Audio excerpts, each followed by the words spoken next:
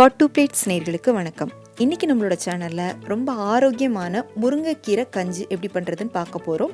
அதுவும் சிறுதானியத்தில் எப்படி செய்கிறது அப்படின்னு நான் உங்களுக்கு இன்றைக்கி செஞ்சு காமிச்சிருக்கேன். இது நம்மளோட கிவ்அவேக்கான 3வது வீடியோ. ஃப்ரெண்ட்ஸ், நம்மளோட சேனலில் கிவ்அவே போயிட்டுருக்கு.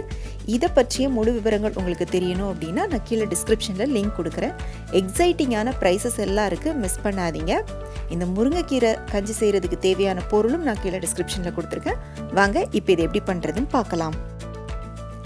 முதல்ல இந்த கஞ்சி பண்ணுறதுக்கு தேவையான ஒரு சிம்பிளான மசாலா ரெடி பண்ணிக்கலாம். ஒரு மிக்சி ஜாரில் 1 டீஸ்பூன் மிளகு, 1.5 டீஸ்பூன் சீரகம், 2 காஞ்ச மிளகாய் போட்டுக்கோங்க. மிளகும் காஞ்ச மிளகாவும் உங்களோட காரத்துக்கு ஏற்ற மாதிரி நீங்கள் போட்டுக்கோங்க. அடுத்ததாக ஒரு 1/2 டீஸ்பூன் சோம்பு போட்டுக்கோங்க. இது எல்லாத்தையும் நல்லா பவுடராக அரைச்சி எடுத்துக்கோங்க. எவ்வளோ தூரத்துக்கு நல்லா பவுடர் பண்ண முடியுமோ அந்த அளவுக்கு நல்லா பவுடர் பண்ணி எடுத்துக்கோங்க. இந்த மெஷர்மெண்ட் கப் மூலமாக தான் நான் எல்லா சிறுதானியமும் அளந்து எடுத்திருக்கேன். இது 1/4 கப் மெஷர்மெண்ட். இப்போ என்னென்ன சிறுதானியங்கள்லாம் எடுத்திருக்கேன்னு பார்க்கலாம். நான் 4 வகையான சிறுதானியங்கள் இன்றைக்கி எடுத்திருக்கேன். 1/4 கப் குதிரவாளி, 1/4 கப் சாமை, 1/4 கப் திணை, 1/4 கப் வரகரிசி எடுத்திருக்கேன். இப்போ இந்த 4 வகை சிறுதானியங்களும் கண்டிப்பாக போட்டு தான் கஞ்சி பண்ணணும்னு இல்லை. உங்ககிட்ட ஏதாவது ஒரு வகை சிறுதானியம் இருந்தால் கூட நீங்கள் போட்டு பண்ணிக்கலாம். இப்போ சிறுதானியமே இல்லை அப்படிங்கிற பட்சத்தில் தாராளமாக அரிசியில் கூட இந்த கஞ்சி பண்ணலாம். இப்போ இதோட ஒரு 1/4 கப் சிறுபருப்பு எடுத்துக்கோங்க. இது எல்லாத்தையும் ஒரு பாத்திரத்தில் போட்டு 2-3 தடவை நல்லா தண்ணி ஊற்றி கழுவிட்டு அரைச்சி எடுத்துக்கோங்க. அரைச்சி எடுக்கும்போது ஒரு சின்ன வடிகட்டி மூலமாக அரைச்சி எடுத்துக்கோங்க. ஏன்னா சிறுதானியங்கள் ரொம்ப சின்னதாக இருக்கிறதுனால தண்ணியோட அப்படியே வெளியில் வந்துடும். அதனால் ஒரு சின்ன வடிகட்டி மூலமாக அரைச்சி எடுத்துகிட்டு இதை தண்ணி ஊற்றி ஒரு 15 நிமிஷத்துக்கு நல்லா ஊற விட்டுக்கோங்க. இப்போ கஞ்சி பண்ண தேவையான தண்ணி நம்ம குக்கரில் ஊற்றிக்கலாம். கஞ்சி அப்படிங்கிறதுனால நம்ம தண்ணி தாராளமாகவே ஊற்றிக்கலாம். நான் இந்த சிறுதானியங்கள் நல்லா குழைய வேகிற அளவுக்கு 4 கப் தண்ணி ஊற்றிருக்கேன்.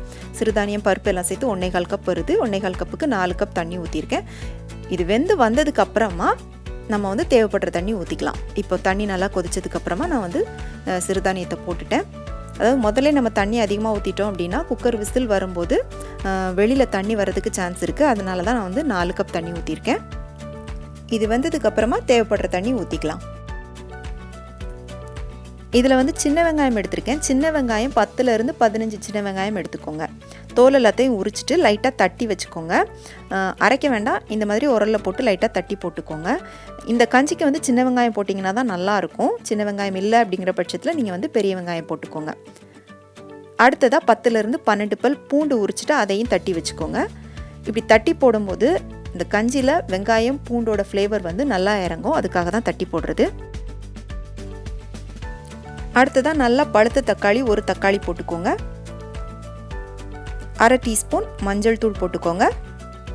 இப்போ இது நம்ம முதல்ல அரைச்சோம் இல்லையா, அந்த மசாலா மிளகு, சீரகம், காஞ்ச மிளகாலாம் போட்டு அந்த மசாலாவையும் போட்டுக்கோங்க.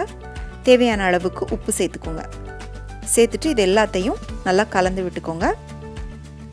நல்லா கலந்ததுக்கப்புறமா குக்கரை மூடி விசில் போட்டு ஒரு 3 விசில் விட்டு நல்லா குழைய வேக வச்சு எடுத்துக்கோங்க. சிறுதானியம் அப்படிங்கிறதுனால சீக்கிரமாக வெந்துடும். பாருங்கள், இந்த மாதிரி நல்லா குழைய வேக வச்சு எடுத்துக்கோங்க. இப்போ இதுக்கு தேவையான அளவுக்கு நம்ம தண்ணி ஊற்றிக்கலாம். தண்ணி உங்களுக்கு கஞ்சி எவ்வளோ தூரத்துக்கு லிக்விடாக வேணுமோ அந்த அளவுக்கு நீங்கள் தண்ணி ஊற்றிக்கலாம். நான் இன்றைக்கி 3 கப் தண்ணி ஊற்றிருக்கேன். தண்ணி சூடு பண்ணிவிட்டு ஊற்றுங்க. ஊற்றிட்டு இதை நல்லா கலந்து விட்டுக்கோங்க. எப்பேற்பட்ட ஜலதோஷம், நெஞ்சுச்செடி இருந்தாலும் இந்த முருங்கைக்கீரை கஞ்சி செஞ்சு சாப்பிட்டிங்கன்னா உங்களுக்கு டக்குன்னு சரியாயிடும். அதே மாதிரி இப்போ இருக்க காலகட்டத்தில் நம்ம எல்லாருக்குமே நோய் எதிர்ப்பு சக்தி ரொம்ப ரொம்ப அவசியமாக இருக்குது. முருங்கைக்கீரை நம்ம உடம்புக்கு தேவையான நோய் எதிர்ப்பு சக்தியை ரொம்ப அதிகமாக தருது. அதனால் உங்களுக்கு முருங்கைக்கீரை கிடைக்கும் அப்படின்னா வாரத்தில் ஒரு 3 நாள் முருங்கைக்கீரையில் ஏதாவது செஞ்சு சாப்பிடுங்க. இப்போ கஞ்சி கொதிக்க ஆரம்பிச்சிருச்சு. இதில் நம்ம முருங்கைக்கீரை போட்டுக்கலாம். நான் இன்றைக்கி 2 கப் அளவுக்கு முருங்கைக்கீரை எடுத்து வச்சுருக்கேன். முருங்கைக்கீரை நல்லா இளங்கீரையாக இருந்தால் தான் நல்லாயிருக்கும். எனக்கு இங்கே கொஞ்சம் சுமாரான கீரையாக தான் கிடச்சிச்சு. அதிலிருந்து நான் நல்ல கீரையாக எடுத்து வச்சுருக்கேன்.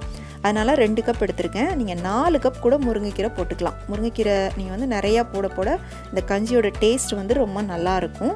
இப்போ முருங்கைக்கீரை போட்டுட்டு நல்லா கலந்து விட்டுக்கோங்க. இதை ஒரு 7லேருந்து 10 நிமிஷம் நல்லா கொதிக்க விட்டுக்கோங்க. கொதிக்க விட்டிங்க அப்படின்னா முருங்கைக்கீரை நல்லா வெந்துடும். முருங்கைக்கீரையில் பார்த்திங்கன்னா vitamin A, B, C, calcium, potassium, protein இந்த மாதிரி ஏகப்பட்ட சத்துக்கள் இருக்குது. அடுக்கிட்டே போகலாம். ரத்த சோகை வந்து பெரியவங்களோட குழந்தைங்களுக்கு தான் வந்து ரொம்ப அதிகமாக இருக்கும். அந்த மாதிரி இருக்கிற குழந்தைங்களுக்கு வாரத்தில் ஒரு 3 நாள் முருங்கைக்கீரையை நெய்யில் நல்லா வதக்கிட்டு அதோட கொஞ்சம் மிளகு, சீரகம், உப்பு மட்டும் போட்டு கொடுத்தீங்க அப்படின்னா அது வந்து சரியாயிடும். நம்மளோட சேனலில் நான் ஏற்கனவே முருங்கைக்கீரை கேப்ப அடை எப்படி பண்ணுறது, அப்புறமா முருங்கைக்கீரை சாம்பார் எப்படி பண்ணுறது அப்படிங்கிறதுக்கான வீடியோ அப்லோட் பண்ணியிருக்கேன். அதுக்கான லிங்க் வந்து நான் கீழே டிஸ்கிரிப்ஷனில் கொடுக்குறேன். இப்போ இந்த முருங்கைக்கீரை கஞ்சி ரெடி ஆயிடுச்சு. இதில் வந்து நீங்கள் கடைசியாக கொஞ்சமாக தேங்காய் அரைச்சி ஊற்றிட்டு கொதிக்க விட்டாலும் இதோட டேஸ்ட் வந்து ரொம்ப நல்லாயிருக்கும். இதோட அப்பளம், வத்தல் ஏதாவது சைட் டிஷ்ஷாக வச்சு சாப்பிட்டிங்கன்னா ரொம்ப சூப்பராக இருக்கும். கண்டிப்பாக இதை செஞ்சு பாருங்கள். செஞ்சு பார்த்துட்டு எப்படி இருந்துச்சுன்னு உங்களுடைய கருத்துக்களை எனக்கு கீழே கமெண்ட் செக்ஷனில் சொல்லுங்கள். மீண்டும் வேறொரு வீடியோவில் சந்திக்கிறேன். நன்றி, வணக்கம்.